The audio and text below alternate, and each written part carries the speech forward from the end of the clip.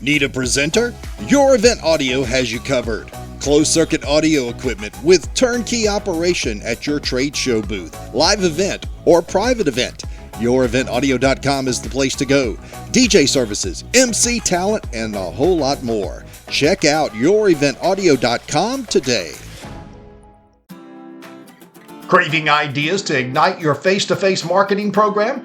Join us at Exhibitor Live, the conference and exhibition for trade show and corporate event marketers in Nashville, February the 25th through the 28th. Dive into over 100 electrifying sessions and workshops led by industry rock stars, where you'll learn to skyrocket your ROI, master the art of creating experiences, and forge connections that will take your program and your career to the next level. Secure your spot now and turn your trade show dreams into reality at exhibitorlive.com. Hey everybody, and welcome to our initial edition for 2024 for the Association and Advocacy Focused podcast. Say that 5 times real fast. That'll wake your morning up.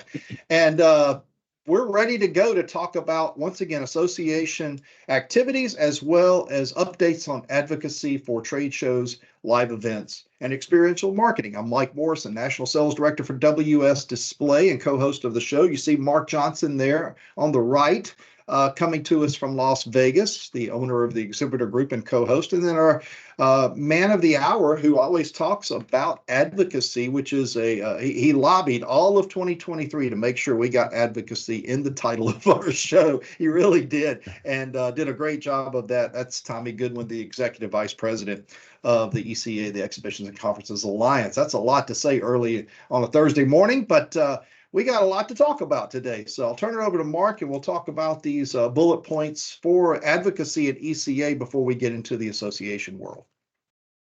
Yeah, Tommy, I guess advocacy should have been in there the whole time. That's been our purpose, is how do we bring some awareness and purpose to what we're trying to do and really push the advocacy aspect. But we had a great interview that's going to be great to hear going forward here today. But a couple things that we wanted to talk about, first of all, is tell me a little bit about what ECA's work on the state tax issues. How are you doing on some of those issues? And we can talk about the challenges that are going on there for us in our industry. It is, Mike, great to be with you. To all the listeners, Happy New Year. It's cold outside, but it is certainly heating up in state houses across the country. And for folks who are longtime listeners of this podcast know that ECA has been involved on a variety of tax fronts over time. Last year, we were down in Kentucky making sure that exhibitors and sponsorships weren't taxed. And the tax du jour in 2024 so far is around taxing advertising, in particular digital advertising. So a lot of states across the country tax, you put an ad in the paper, you put an ad on a local TV show advertising your show that's coming up, well, that usually gets taxed. But most of the time, digital ads aren't taxed, and that's due in part to a law that was passed here in DC back in 1996 that essentially said, if you're not taxing advertising, you're not allowed to tax digital advertising. But a lot of states are trying to find ways around that. And sure enough, we're only a few days into 2024, and ECA is involved in New York, Washington, D.C., and Nebraska, looking at efforts to tax digital advertising. We obviously are not in favor of these because, let's face it, it is expensive enough to run shows, to provide the all the great services and booths and the like at shows these days. We're not looking to make things any more difficult, in particular because, even if you're taxing the advertising companies, we know darn well that's going to get passed right down to either the show organizer or whoever is providing the advertisement. Like, WS does a lot of advertising. That's going to go straight off the bottom line. And, we know that here in DC, they've made laws, it's been on the books for almost 30 years that says you can't do it. But lo and behold, states are trying anyway. So we're out there in Nebraska and in New York already. Last year, we testified in Connecticut and Massachusetts on these issues. This is just one more area where ECA is playing defense, trying to make sure that as, we're still in that fight. We're inside the red zone on our post-pandemic recovery. We don't want to fumble the ball inside the red zone, and we're trying to make sure that, politicians don't throw up things that are going to hurt our recovery and our move to that post-pandemic recovery phase of the industry and hold us back. So that's kind of where we are on that. Happy to keep folks up to date on that, but just know that Much like the 8 teams who are going to be in the playoffs this weekend, we're playing a lot of defense over here in ECA, and we're trying to make sure that we don't make things worse. Yeah, you're fumbling in the red zone. I didn't know if you were talking about Philadelphia or Dallas or any of those teams. But yeah, the challenge for us, not only what you're trying to do where it limits the business, but for us who are in this industry, it's so hard to regulate and manage when it's, 50 different states doing different things. If there was some consistency to it, some areas that could make sense. And we saw what you did in Kentucky, and thanks for helping us with that. But what that was going to do to our industry is amazing, devastating in some ways in that area. But I get it. States are trying to fund their business, what they need to do. Unfortunately, they don't think through some of their decisions ahead of time. And if they would come to you or to the organizations and put a feeler out there, see what's going to happen. We're thinking about, do whatever, and get it right the first time. If you're going to have to raise some money, let's find a way to do it and then be consistent that we can manage it. So It's us it's business, yeah, it's like yeah. we talk about sometimes on here. It's ready, fire, aim sometimes, and we'll put a well-intentioned idea out there. One of the other interesting nuances of these laws is if you think about where people are advertising these days, right? You're doing Google ads, you're advertising on Facebook, you're advertising on Twitter, you're advertising on Instagram. Well, that's an industry that is very much under political attack these days. And so sometimes you get these laws that aren't necessarily about raising money. It's more about kind of thumbing it in the eye of those companies.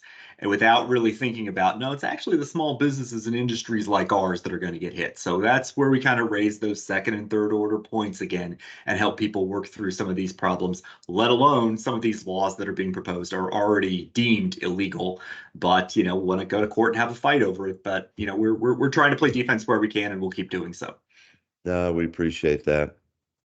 Well, the other one that we seem to have every few weeks is how we're going to avoid a government shutdown again this week. It's something. It feels like Groundhog Day every time we press the record button on the Association Advocacy Focus podcast. It feels like there's a government shutdown deadline, and lo and behold, there is one facing us in the early part of next week. And Congress is working overtime to not solve that problem, but just to kick it down kick the can down the road a little further. The current deadlines are, I believe, January 18th and February 2nd. There's a desire to now push that to March 1st and March 8th. The good news is, it looks like with the threat of a snowstorm coming to DC tonight, everybody's working overtime to get it done today and get it out the door. But it does just kick the can down the road. And you have to remember the federal government's fiscal year started on October 1. So this is the equivalent of it being, for a company with a fiscal year that starts on January 1, this is the equivalent of it being May 1 or May 8th and not knowing what your annual budget's going to be. Not how you'd run a business, certainly not a great way to run the government. But, for ECA, who's trying to secure some extra money to work on these visa backlogs that we always talk about, it just punts that relief further down the road. So, the good part is, we're not going to get a shutdown. We're not going to see the airport delays and that type of thing. But we're not any closer to solving the problem. And I'm sure by the next time we hit record, we'll be close to another deadline. And hopefully we're closer to solving it and not just punting. We talked about it in one of the past podcasts. Do you think it's helped that they split it apart, or has it made it more difficult for them to really solve the long-term problem here? Initially I thought it wasn't going to make it any easier, but honestly, at this point, I don't think it's made a lick of difference. I think when you've got two deadlines, you really have one deadline, and it's the later deadline. So I think it was kind of a little bit more for show than it was for actual functionally trying to help the problem along. So I think, it's got a different wrapper, but it's still the same problem inside. And so I don't know that it's made a lot of difference, but here we are, approaching month 4 of not having a budget for the year, and we're still here. Well, as you said, that's a great analogy with the May 1st. It's pretty hard to run your organization, your department, your government, whatever that you're responsible for when you're a third, 40% through the year, whatever, and you don't have that budget. That's crazy. So, well, we got something new to talk about, the Exhibition Industry Collective. You want to give us a little intro, what's going on, and that will be our really our transfer into the interview, because we did a great job talking to those people.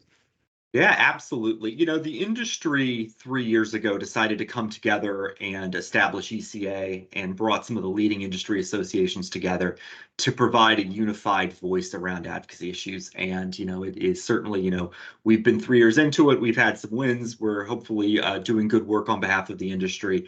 And it's something that I think people have appreciated, that instead of each individual association setting up their own thing and doing their own thing, it's a way to bring the industry together, and it's the collaboration that frankly the association members and the industry expects out of us. And so as we've looked at that model, it's like, well, what else could we work on? What else are we really focusing on? We talk about workforce development all the time. That's something that every one of these industry associations is focusing on. You think about sustainability, that's another issue where lots of work's going on. And so we decided to kind of take the ECA model and see, among, some of the associations, can we apply that same lens to what's happening more broadly? If we're all working on workforce, can we bring that all together? Can we make sure that we're not duplicating efforts? Can we make sure that we're amplifying what each other's doing and supporting that? And that's where this idea of the Exhibitions Industry Collective was born. Launched it last week, still very much in its formative stages, but it's 6 associations in the industry. It's IAEE, it's ESCA, it's CISO, it's IABM, it's EDPA, and it's ECA, really looking, like we do with ECA, to come together, work together to solve some of our most pressing challenges and make progress, particularly around the workforce issue, because we know that's so front and center for everybody.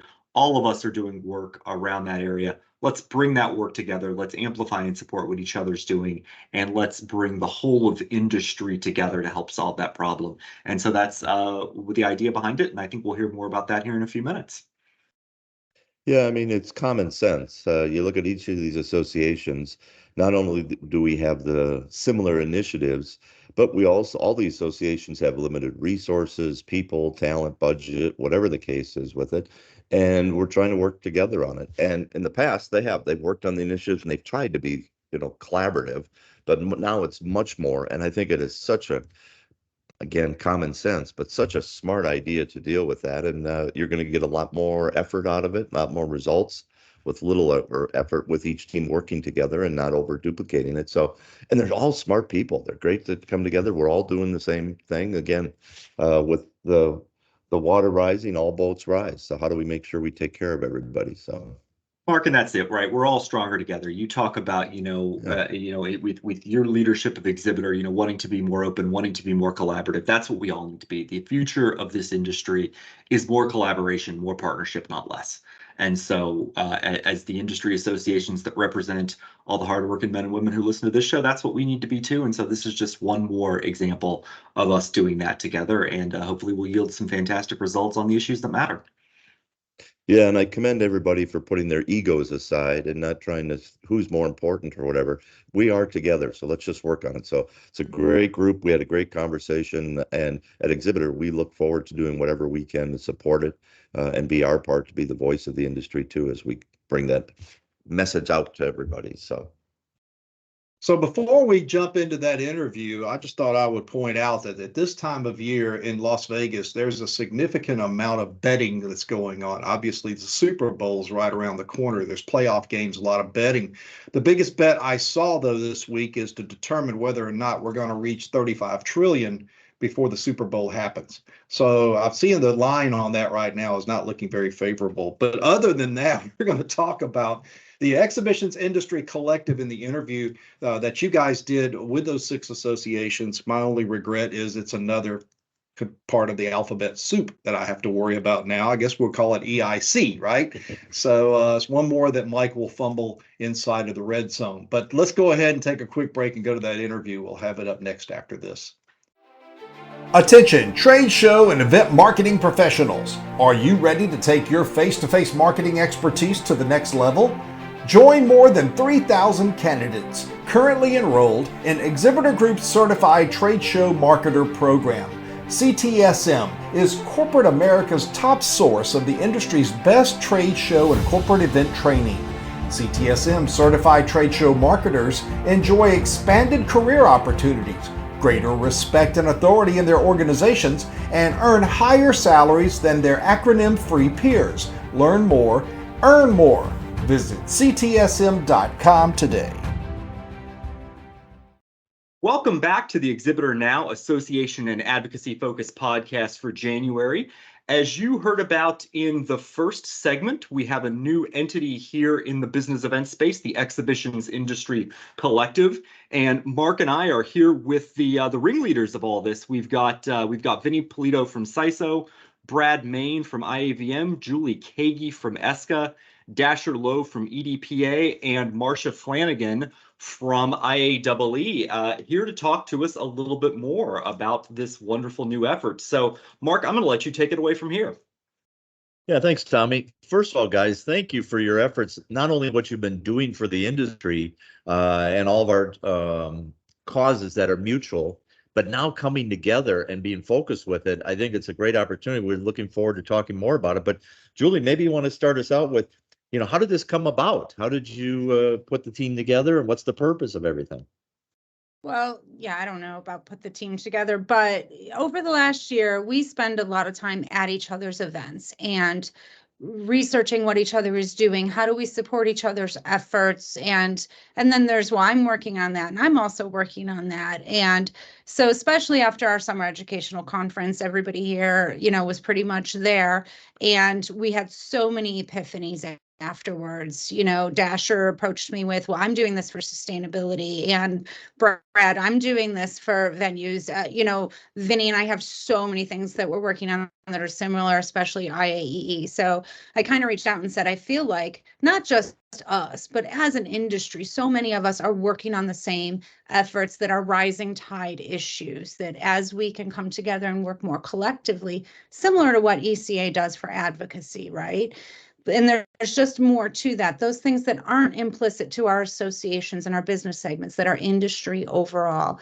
And so kind of said, maybe let's come together and figure out what those items that we can all agree are important, such as workforce development, sustainability, safety, these items that we all benefit from, that benefit all of our memberships in the industry at large. So we had a couple initial calls where we really kind of said, what are those items that we should be initially and right now very quickly working on, like workforce development. And so we had some initial calls. So, well, I might have brought this formally together initially. It is by far running on its own course, with everybody really leveraging their strengths and their resources together. And I think it has, the ability to be more than just this collective right now. And for us to continue to grow this and make these industry efforts, again, very similar to how ECA was incepted, starting smaller, but growing and gaining momentum. And then we're able to see results. It's not going to be overnight, but coming together initially is beneficial to the industry as a whole. Well, I think that's one of the great things about this group is we're all used to working together anyway as part of ECA. So we've all got relationships with each other. We all, as Julie mentioned, are fairly aware of what each other's doing. So to me, this just sort of felt like the next evolution of that relationship. And the one thing I would add to all that is that it feels to me like our constituents, our shared members, or, have been asking, well, who do I do? I hear they're doing, and for us to be able to say collectively, no, we are all here to serve the industry, and we feel like we can best serve the industry by coming together on some of these key issues. Well, I think we also learned during the pandemic that we started creating collaborations of all type, and that was an impetus where we all began to find a lot of information from one another that we were collectively doing, or something somebody else was doing that, oh my gosh, that's a great idea. We can do that. So, this is a move forward to solidify some of the things we had started working on, but more importantly, to focus on the things that are so important to the whole industry at the same time. Yeah, as Tommy's mentioned, you guys have been working together on a lot of these initiatives, and now to come with a unified front, I think it's going to do great work for all of us in this industry. But one of the things that you guys have talked about, one of those areas is workforce. And maybe if we can start out with our listeners and have each of you just talk a little bit about what is your organization or what are you working on right now for workforce, just to give an example of how we're going to start coming together. And And maybe Brad, you talked last. Why don't we start with you, Brad? Okay. Well, we've got a few things that we're working on. We decided that because in our industry, we have a lot of part-time people that work in our venues, and you don't need a degree, a college degree. You don't need, special training. You can actually get the training from the venue itself. So we've got a pilot program that we're starting in the state of Georgia with a school district. And if you go to this program for 3 semesters, you get a certificate of completion. We reached out to all of our venues in Georgia, and this is close to Atlanta. Would they be more willing to hire someone that has that certificate over somebody else? And the answer was yes. The program actually starts next fall. We had to get it accredited. We had to go through all the steps, we have an instructor who is within the industry, knows what they're doing, real basic level, but hoping to fill some of the part-time positions, front of house, food and beverage, parking, ticket sales, maintenance, conversion. There's just a whole lot of things that you can get into that doesn't require, advanced education. We also have another program. And by the way, as this works, we're using that as a blueprint to then go to all of our members, throughout the world and say, you can set up the same thing. We've got the blueprint. This is how you do it. Second thing we're doing is a capstone project, San Diego State University. They've already chosen 2 students to do this work, and it has to do with assisting and helping and training individuals with disabilities, whether it's mental or physical. And we all know that being inclusive is really important, and that there are a lot of folks out there that have disabilities that we've got job opportunities for them. Again, because we're so vast in all the different positions that you can work in, some of them can sit all day. So somebody in a wheelchair can work at a desk. And front of house, which is our ushers, directors, people who help people get to where they need to go. When you get someone who has physical challenges, they're more comfortable because they know that we care about, that part of the community. This is basically, San Diego State is really close to a lot of military bases. And so we're also going to focus on individuals, whether they have PTSD or other physical problems from their service. What a great way to say thank you to those who have protected the United States, served their country. And what's kind of interesting, it wasn't planned this way, is that one of the individuals grew up in Utah, and another individual has family in Utah. And so we have the University of Utah Stadium is going to be one of the venues that they work with, and the other one wants to work with arenas, because we have arenas, stadiums, convention centers, performing arts. But both of these students got to pick what they wanted to do. The other one wants to do an arena. So the venue where the Utah Jazz plays says yes. And so both of these students are, tied to where we're at.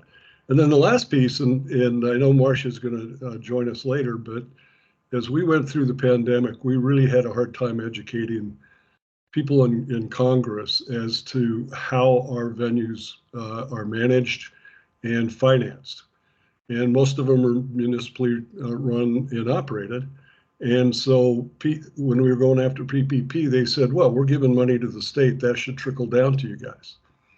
And, we're enterprise funds. We have to pay our own way in many instances, or we have to generate in the convention centers, we have to generate a certain amount of money. Yes, they get some subsidies, but they still have to generate a certain amount of money. And those dollars, for the most part, there were a few of our venues that got the money, but many that didn't. So Marcia made us aware, and then also in this group call or coalition, made us aware of a program with the federal government where you can get registered and you can go onto their website, Department of Labor. And they kept asking us during PPP, do you have a certain number? And we kept asking, what was it? Well, found out from Marcia, that's what that number was. They didn't know about us because we weren't registered with Department of Labor. So how crazy is that we didn't know that? But Yeah. so there's some good things happening there. A lot of other things we could talk about, but those are the three main initiatives that we've just begun to try and get into a better chance of recruiting individuals. Good. Well, Dasher, we haven't heard from you yet. So what are you and EDPA working on in the workforce? I know you got a lot of initiatives going there. Great. So EDPA, we've been known as the small but mighty. So, we've been doing a lot of grassroots events with when it comes to future workforce. And last year we implemented a lot of those grassroots efforts. Specifically, I think our biggest success was at the American School Counselors Association show in Atlanta. We had a 40 by 40 booth there, and it was really just to bring awareness to the industry. The headline on the booth was the largest industry you've never heard of, and promoting all the jobs in our industry. So we had a great turnout. We had a great reception from many of those school counselors. We're looking to do it again. We're looking to work with all those here on the call today and others next year in getting into Skills USA as well, and continuing our grassroots efforts that way. But besides our grassroots efforts, we're also looking to expand EDPA's university affiliation program. Our foundation works closely right now with FIT and BSU, and Mark, at Exhibitor here, those students will be showcasing their portfolios at Exhibitor with a booth that you guys graciously donate to the students. But we're looking to expand those contacts beyond just BSU and FIT and bring additional schools in. Brad, you mentioned San Diego State is one that we're looking to expand to. We're hoping to expand to additional programs in addition to our grassroots efforts out to the trade schools, high schools, and really coverage across the board there. So a lot of things going on, but we're looking to get all of our chapters involved so that we can take it, not only on a national level like ASCA show, but also do it on the very local level to individual trade schools and such. We've got a few of those under our belt and going to be expanding those next year. I think EDPA with your chapter network has a unique opportunity there to really make a difference in our industry across the nation. Sure. Vinny, how about you? What are you guys working on from a workforce environment? Well, when I've only been in my job 18 months, and when I was talking about joining, one of my key areas was workforce. And what we found, both small and large, whether my organizations have 50 offices around the world or one office with 5 people, everybody was having a workforce challenge. And as I started going out to the universities I'm close to, a lot of what I was hearing was, we don't have a degree for that. We don't have a degree for that. And also you're not big enough as an individual organization, but collectively we're large enough and we're diverse enough that it becomes a lot more exciting. And this is even down at the high school level too, where there's a lot more, although we're still the industry you don't know about sometimes, we're beginning to kind of break that and get people to think about a little bit more about opportunities, and also in career redirection. What we found during the pandemic was a lot of people were leaving industries to go to something more secure because we had really slowed to a stop. And so career redirection is another place where we're looking to have a big impact. Great, that's good work. Well, and I know, Julie, you're working on stuff too with it, but as we're watching our time, I want to be a little careful. But I wanted to talk a little bit about what what can you guys tell us a little bit about the Virtual Exhibition Industry Awareness Week? And I don't know if Julie, you want to take that lead? So we have to give a huge shout out to IAEE. This was a piece of it that they incepted, but really big kudos, because the minute we had this first call, she said, hey, we're thinking of doing this thing.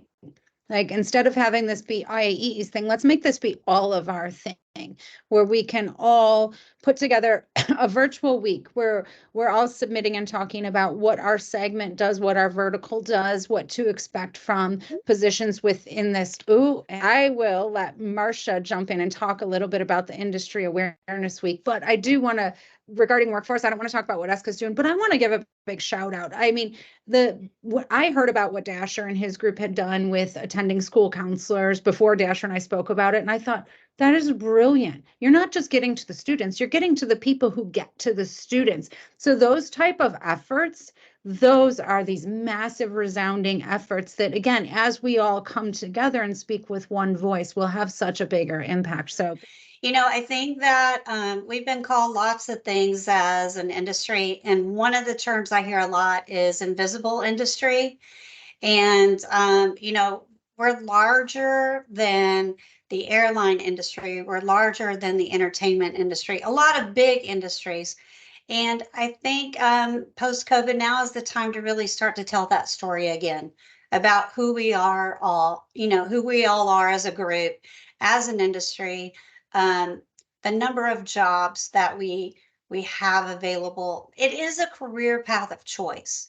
I mean, it can definitely be one. It's not just a job in my mind. It can be a career. So I think the thought process in this awareness week was a step in really having the ability to talk to anyone that might have heard of our industry, events, business events, trade shows, exhibitions, maybe have heard of it, would like more information about it, because we're like a bowl of spaghetti. There's so many different ways to kind of enter the bowl and exit the bowl. And there's so many different types of career paths that you take. It's very confusing.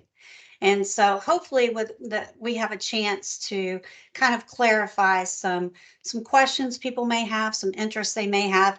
And I hope they leave our events week, Industry Awareness Week, with so much passion in the industry. Like I'm very passionate about what we do. So. And I would just share, if anybody's interested in learning more, ESCA, EDPA, and others will be at Exhibitor.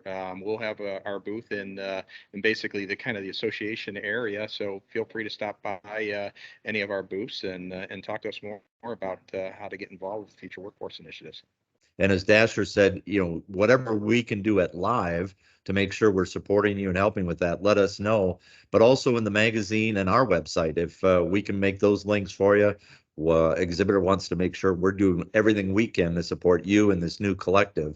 So again, thank you for all your work. Thank you for the work you've been doing separately, but kind of in the same area. And now coming together, this is even more powerful. So great opportunity for us in the industry. And we all say, thank you and hats off to the work you're doing. Continued success. Are you searching for trade show and event products and services? Find It on Exhibitor Exchange is your complete buyer's guide to trade show exhibiting and events, featuring the trade show industry's top exhibit and display providers. Find It on Exhibitor Exchange is the industry's best shopping and commerce resource for buyers and sellers of exhibit and event products and services. Reaching 20,000 exhibit and event buyers in every print issue of Exhibitor magazine, and 140,000 exhibit and event buyers online each year. Search the listings or list your company today. Learn more at exhibitoronline.com/findit. This is Jim Worm reaching out on behalf of the EACA and all our trade show industry colleagues with our industry update on the Association Focus podcast. EACA is beginning 2024 by servicing the Winter Fancy Food Show, which begins setting up in Las Vegas this week. We're supplying them with our EAC registration service and will be on site. And in February, the EACA will be sponsoring and exhibiting at Exhibitor Live in Nashville, which is at the Gaylord Opryland, February 26th through the 28th. We'll be in booth 860, and we invite all members and industry colleagues to pay us a visit.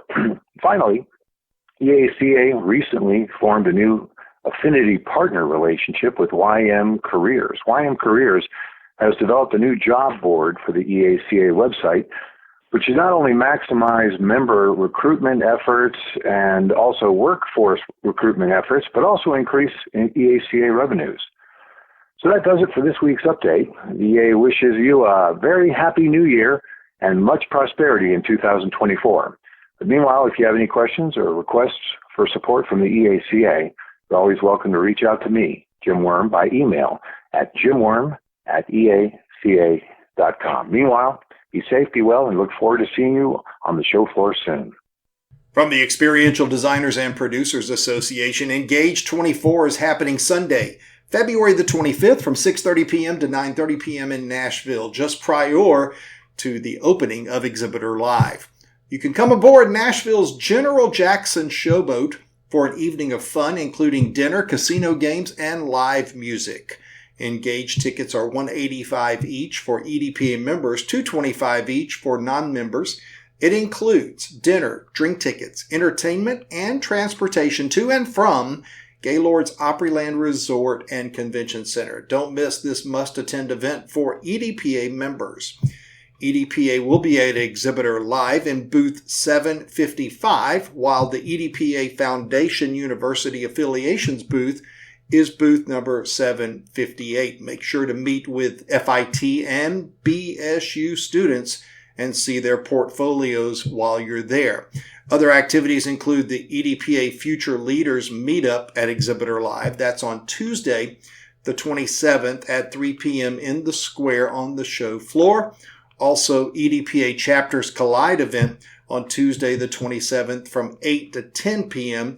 There has not been a location determined as of yet. That will be announced soon. You can catch up with EDPA chapter members from across the country at the 4th annual Chapters Collide event hosted during Exhibitor Live in Nashville. Stay tuned for venue and registration details. Hello, this is Kai Hattendorf with the update from UFI. Now first, a belated Happy New Year to all of you listening to this podcast regularly. May it be a great year for our industry. And early indications are that we are certainly off to a good start. Now I'm just back from a trip that included attending the CES show in Las Vegas. More than 135,000 attendees, more than 40% of them from outside of the US. Huge success, and congratulations to Gary Shapiro and the whole team at CTA on this show. And this is a bellwether for what we expect to happen this year in the US. We're just combing through the results of our upcoming barometer. More details on that surely here in the next edition. But what we see so far is that the US is poised to take the lead on growth in the three leading global exhibition markets, and those are China, Germany, and the US in 2024. We forecast a growth that will take our sector way, way beyond the 2019 numbers we've seen. If, and that is a big if, we stay on track with that growth of the shows, and that to a large degree depends on the international travelers to shows, which brings us to advocacy and UFI's focus on this for the year ahead. Now, I was just speaking on this on stage at PCMA in San Diego earlier this January, and we were discussing international travel and the impact on business events. And there are three factors that drive international attendance to US events, and we are well advised to advocate on those as an industry. Now, the first one is the actual ability to travel into a country. And this is about the visa wait times we've been discussing here at length, but also about visa requirements. Now, the US is waiving the requirement for citizens from countries to come into the US, but only for citizens of 46 countries in the world. Compare that to Germany, for instance, that is waiving the visa requirement for citizens of 93 countries. So visa requirements and visa waivers are something we will advocate for citizens from more countries going forward. The second factor is the availability of travel, the number of flights you can get into destinations and the cost related. And the costs of these flights, quite frankly, they've gone up a great deal, and that's become quite the barrier. And we hope that there will be more planes in the air again and more connections offered to ease that pressure. Last not least, also the sustainability impact and the sustainability factor of travel, carbon emissions. More and more businesses are having not just travel budgets, but also carbon budgets as they pursue their goals to reduce greenhouse gas emissions. Offsetting will be an issue. Smarter means of travel will become an issue, and that's a lot of work happening on that and the Net Zero Carbon Events Initiative, and a lot on the advocacy side as well. So these are themes we will for sure bring into the advocacy conversations over the next weeks and months leading up to Legislative Action Day in the late May in Washington, D.C. But more on that for sure in the next editions of these podcasts. For today, goodbye and speak to you again next time. Guys, that was just a great conversation, and we struggled to keep it underneath the hour timeline. I mean, it was a pretty short one compared to we could be. There's so much conversation that could have happened with that group. There's a lot of activity going on, and like we said earlier, smart people, and I'm really looking forward to what we can accomplish together this year with all of the associations and what we do for the industry. So good work, Tommy and the team, for bringing that together. Love with that. We are going to put a showcase for them into time at Exhibitor Live. So there's an opportunity that we're putting for them at the town hall.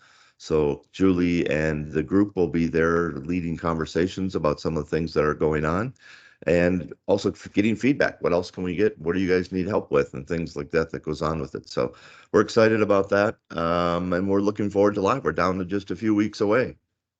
It's coming up. Looking forward to being down in Nashville with everybody. For those of you who listen to this podcast regularly, who I haven't had a chance to meet face to face, I very much look forward to chatting with you about the good work of ECA and the Exhibitions Industry Collective. A lot of good partnerships, a lot of good collaboration going on. And Mark, always appreciate your willingness to shine the spotlight and help amplify that for everybody in the industry. Yeah, we're gonna, we see a lot of great things happen in Nashville. We're excited about what's coming on with that. We've got a few surprises, but we've also got the next 3 years that we will be announcing in Nashville. So we've got those all lined up so people can actually start planning and be a little more organized with that. We, again, appreciate everybody's support during the transition as we've had to do a little work and catch up in some of these areas, but it's good. To dispel a rumor, no, we're not going back to Mandalay Bay, Mike. We will be hitting different cities and continuing to be our effort with that. But there will be some touch you'll hear more about on how we are going to address Vegas going forward too. So there's some neat stuff coming on, and I think we've indicated it right now. The trends we get to look at every year over year, this many weeks out where we're at, we're still at track to be way above last year and right on track for 2018 for the actual corporate marketers who are attending. And we've had a few people who said, I'm out. And I have to be honest, this week has been a great week because 2 of the major ones said, I'm back in. So we've got some good suppliers coming in. We've got some things happening with that. So we see the momentum changing. I am so proud of David and Kim and Monica and Stephanie and Lauren, the whole team that we put in play. Kelly and the group that's doing a lot through it. Emily and the editorial team.